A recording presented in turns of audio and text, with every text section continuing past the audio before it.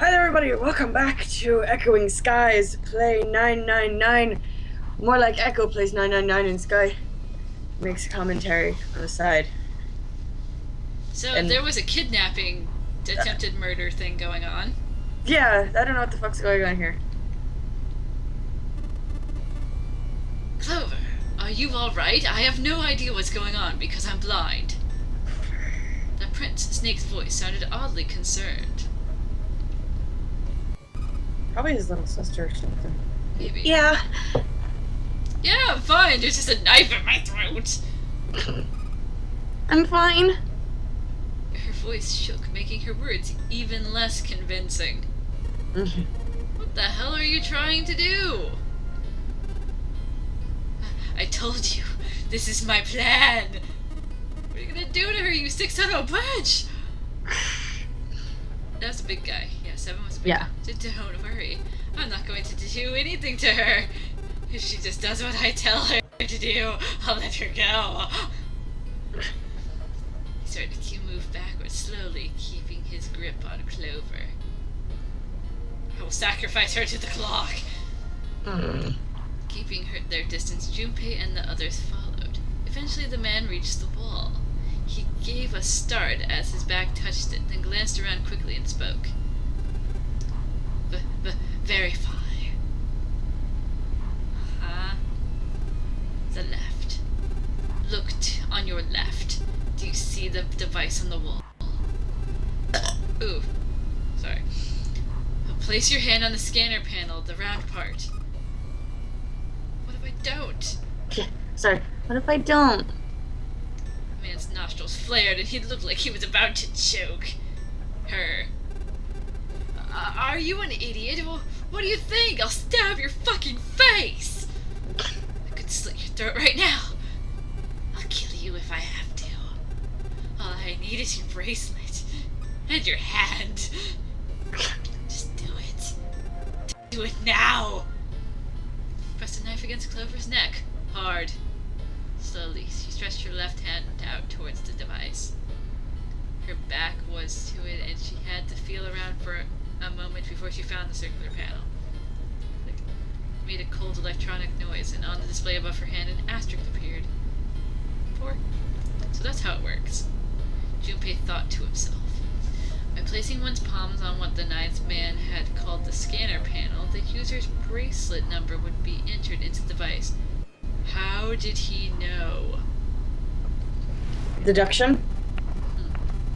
Should you total the numbers on your numbered bracelets and find that the digital root of that number is equal to the number on the door will open, blah blah blah. You total this down. Junpei shifted his eyes to the door itself. The number on it was 5. We're entering 5. Well, Crazy Pants is entering 5. The ninth man seemed to know a little more about the device's operation than he should. How had he known exactly what to do? Good, you're done. Good, you're done. And next.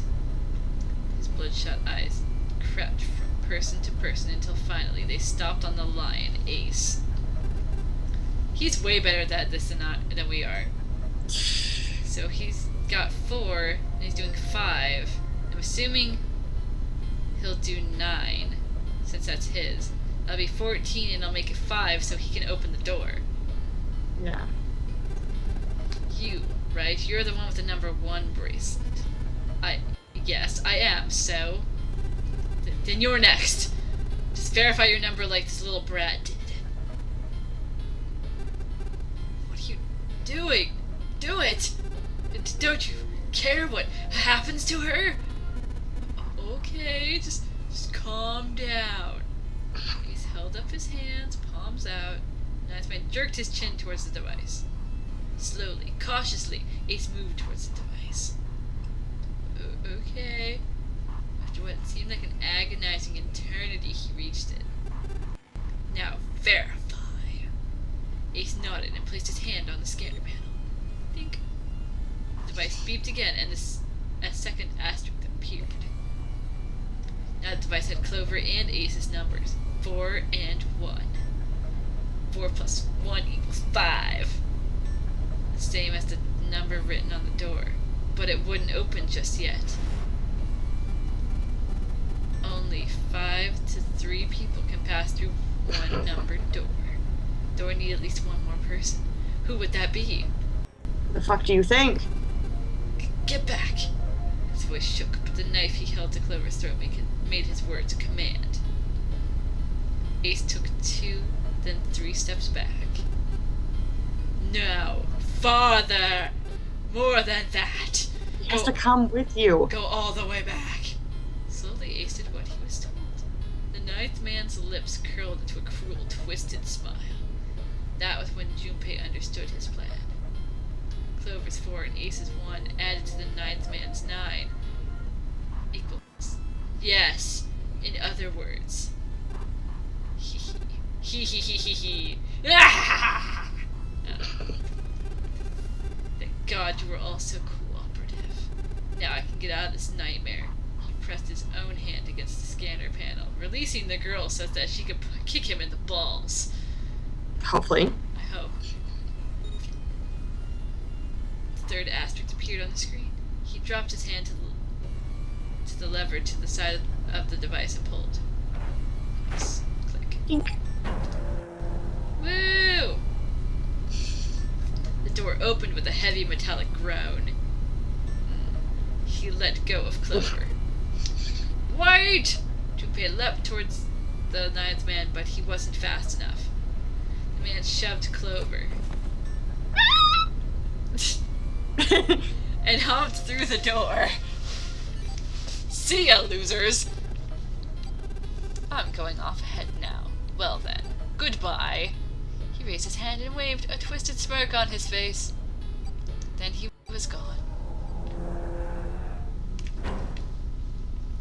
The door ground shut with a dull clang of metal on metal. What?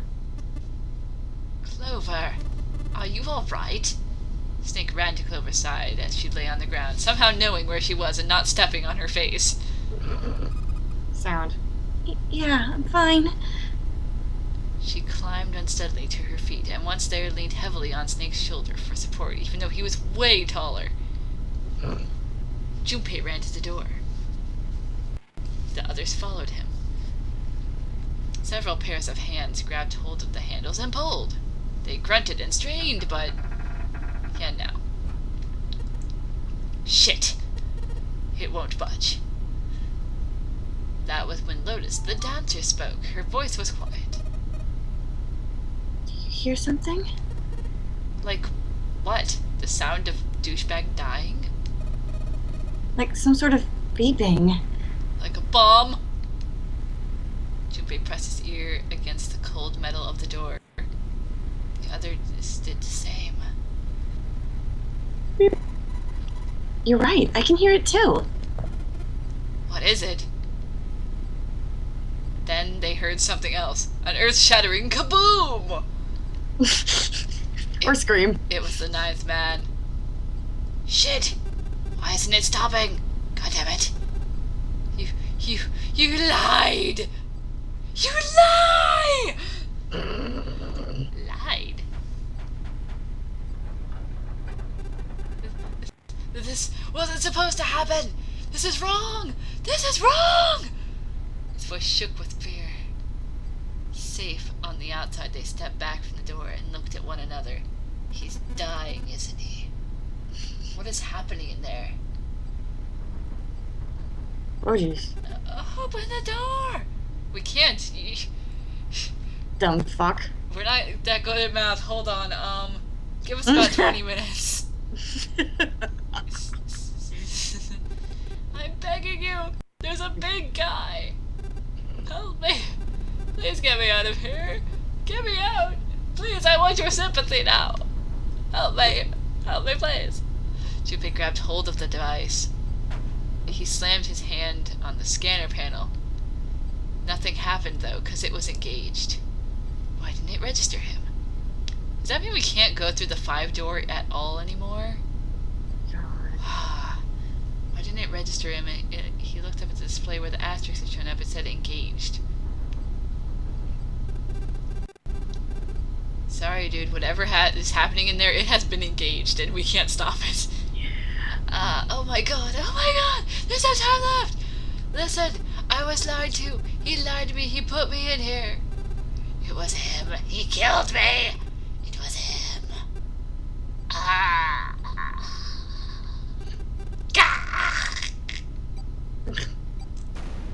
Oh god.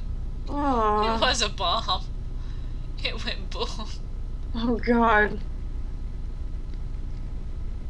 We could still equal 5, so maybe once he's dead it'll stop being engaged. An explosion rocked the room.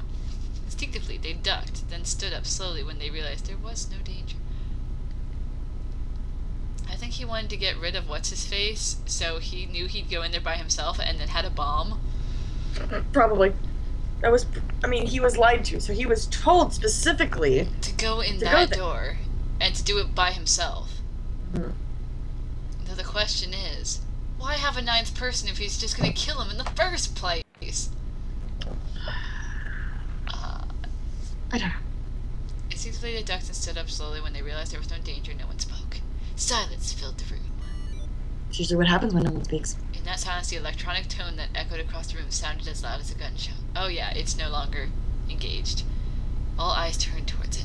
And it's vacant now. There's no one in there. It had come from the device mounted next to the door. The display changed from engaged to vacant. Let's see if we can open it. No. 7. The mountain swallowed hard. Junpei nodded and placed his hand on the scanner panel. 5. Red asterisk appeared on the LCD panel. The device had registered Junpei's bracelet number 5. His was not enough, however. At least 2 more people were needed. Junpei asked, which pair? Oh god. All of these equal 5, don't they? Yeah. Santa and June. That's the Whitey-chan and it's the chick. That or the blind man and... I don't want to take the blind man in the mountain. Okay. You do or don't? I don't. Yeah. Ace and Lotus... Wait, I can't... Oh yeah, I can't take Clover with me because she doesn't equal it. I'm like, why can't I take her? Whatever. I'm gonna take Santa and June. I like them most. You think you could give me a hand? The pun was a little too on the nose, but the mood was still grim. Can you give me your hands?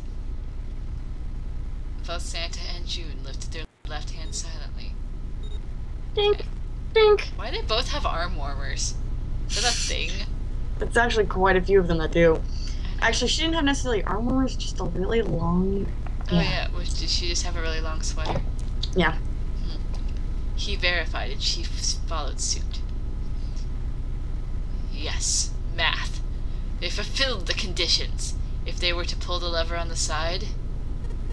Are you guys ready? You ready for this? I'm gonna open the door. I have a feeling I made a terrible mistake. I should have taken someone, like... I don't know, maybe Santa seems like he has some fight. If something goes down, he can kind of... Yeah. He could do something. Like, maybe I should have taken someone who could more fight stuff. Oh god, just whatever. Junpei grabbed the lever and looked back over his shoulder. It was too late to change his mind now. He stiffened and nodded. Junpei nodded back and set his mouth in a grim line. Then he slowly lowered the lever. Interesting. Ah! There was a metallic groan and the door slid open. A breath of air drifted out of it, carrying a stench that nearly made them gag. Oh, gross. No. I'm totally taking my childhood friend into this mess. Junpei grimaced and put a hand over his mouth. Oh my god. Is there a dude everywhere? Good god. Lotus and Ace shuddered. 7 grunted. Ugh. Whoa, that's pretty bad. Even Santa's voice shook. He blew up. Gross. Feared that Santa was right.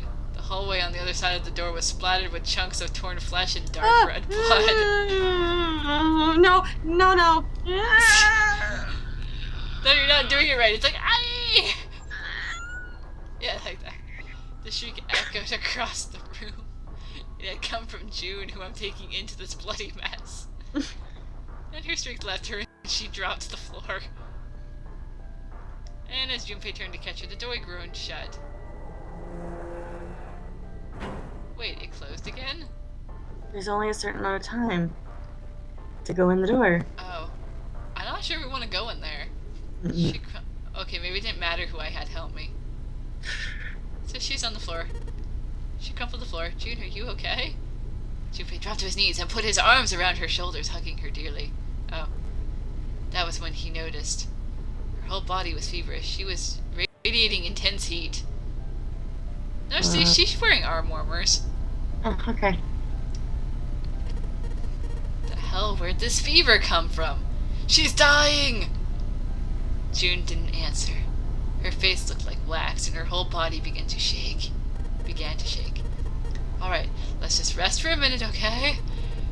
You think you can walk? She nodded weakly. Junpei lifted June to her feet and guided her to a nearby chair. Here we go. Just sit in this nice comfy chair. There's no blood splattered on the other side of that wall. As gently as he could, he set her down in it. I didn't know this was going to be gory. I'm sorry, Sky. I just said this game sounded really good. How are you feeling? At least it wasn't actually graphic. It just showed like a blood splatter. No. I was good with the blood splatter. It was the descriptiveness of the... It's got a really good narrative. As gently as he could, he set her down in it. How are you feeling? Are you alright? You're good, right? You're totally good. She nodded, and as she did, a single huge tear rolled down the side of her face. I'm fine. Why did this happen? Why are there no question marks around these questions? Her voice cracked, broken by misery and grief, and choked by sobs. Why did this happen? Junpei spun around. Do any of you know what the fuck is going on here? Who's Zero? What's this nonnery game? Come on, anybody, anything.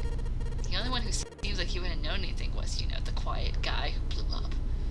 Yeah. What the hell is going on? What are we doing here? No one spoke.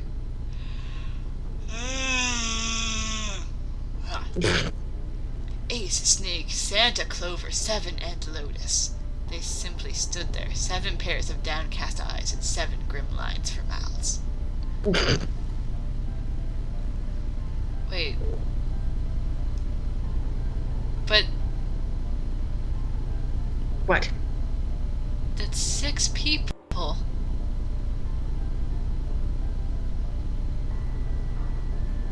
How are there 7 pairs of downcast eyes and grim lines for mouths if there's only 6 people?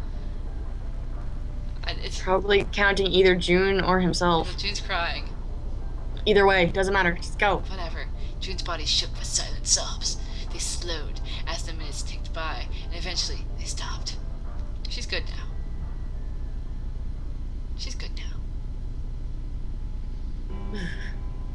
And suddenly, in the cold, heavy silence that had enveloped them like a thick fog, a bell began to ring. Oh no, we'd spent an entire hour, didn't we? Clock in the central hall. 7, 8, 9, 10 times. Yeah, we spent an hour doing this. Then on the 10th ring it stopped. The sound of the bell faded into silence. So we've been here an hour, guys. It's 10 o'clock then. Ace said what each one of them had been thinking. That means it's been an hour since Zero's little announcement. Seven's deep voice echoed around the room. Fuck. I've had enough of this crap. That's all he was gonna say. Like, fuck. And then move on. Santa leapt to his feet, his fist clenched. How long are we gonna pussyfoot around like this? We've only got 8 hours until the time limit Zero was going on about is up. Let's get going already. Go!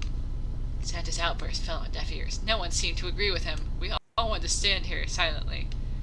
They stared back at him, their eyes blank and their faces tired. Finally, Lotus spoke. No, I refuse. bitch. I'm not going to end up like him. Him? You mean the ninth man? Of course. Who else? God, you're a bitch. In his mind's eye, Junpei saw the corpse again. Oh, no. No. No. The dark no. reddish-black pool of blood. The scattered No. pieces of flesh. I'm Organs okay with the strewn blood. about the floor. No, I'm taking out of my headphones until this is done. No. No. Organs strewn across the floor like the blossoming of a grotesque flower. The explosion that had torn through his body had been powerful. The ninth man's neck had been twisted at an odd angle. He became the crooked man. Junpei suspected the detonation had thrown him against the wall. Half of his face was crushed and the other half was covered in blood.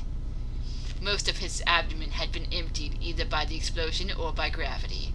He had landed on his back, and stark white ribs jutted out of his chest like the legs of some sort of macrame crab.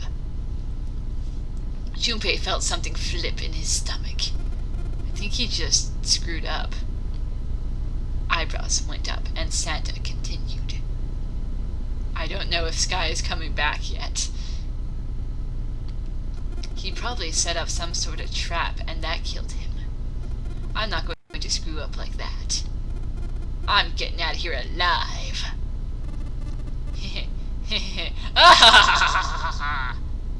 Whatever Snake was laughing at, Santa did not find particularly humorous. What's so goddamn funny?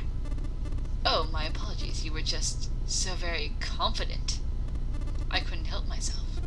What the fuck? I think you've mistaken the situation. Huh?